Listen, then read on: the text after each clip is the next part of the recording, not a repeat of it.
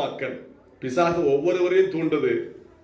எல்லா குடும்பமும் உடஞ்சி நாசமா போகுது. புருஷனை விட்டுட்டு போயிருதான், மனைவி விட்டு போயிருதான், குடும்பம் ரெண்டா ஆயிருது, குடும்பமே சீரழிஞ்சு போயிருது. பிசாசு தூண்டுதல்னால அருமையான கர்த்தருடைய பிள்ளைகளை உங்களை பரிசுத்த ஆவியை தூண்டுது. பரிசுத்த ஆவியான உங்களை ஜெபம் பண்ண சொல்லுவாரு, சர்ச்சுக்கு போய் சொல்லுவாரு, ஆராதிக்க சொல்லுவாரு, மன்னிக்க சொல்லுவாரு, அன்பு செலுத்த சொல்லுவாரு. அல்லேலூயா, கர்த்தருக்கு ஸ்தோத்திரம். கவனிங்க, 1 கொரிந்தியர் 1ஆம் அதிகாரத்தில் வாசிக்கிறோம்.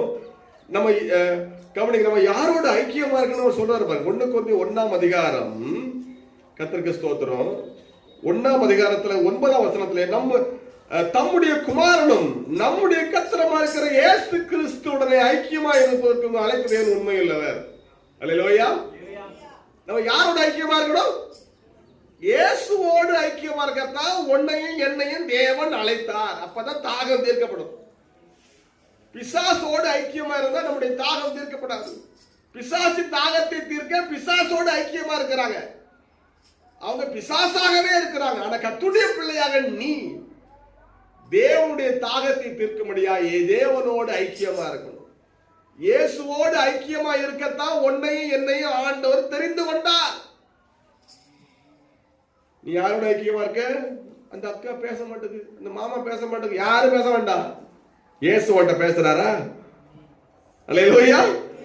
இயேசுவோட ஐக்கியமா இரு, அவர் பேசுவார். நீ பாவ அறிக்கை செஞ்சிட்டீங்கன்னா, அல்லேலூயா, ஆண்டவரே மன்னிங்க, இயேசுவோட கண்ணீர் வடிச்சிட்டீங்கன்னா உன்கிட்ட அவர் பேச ஆரம்பிச்சிருவாரு. அல்லேலூயா. இயேசுவோட பேசினா போதும். இந்த உலகத்துல யாரும் நிரந்தரம் கிடையாது. நிரந்தரமா யாரும் கூட நண்பர்கள் யாரும் இருக்க போறது இல்ல. மனைவிய புருஷன பிள்ளைகளை யாருமே கிடையாது. இயேசுதான் கடைசி வரைக்கும் உன்னோடு இருக்க போகிறவர். அவரோடு ஐக்கியமா இரு. அதுக்குத்தான் தேவன் உன்னை தெரிந்து கொண்டார். யாரோட ஐக்கியமா இருக்க சொல்லுங்க?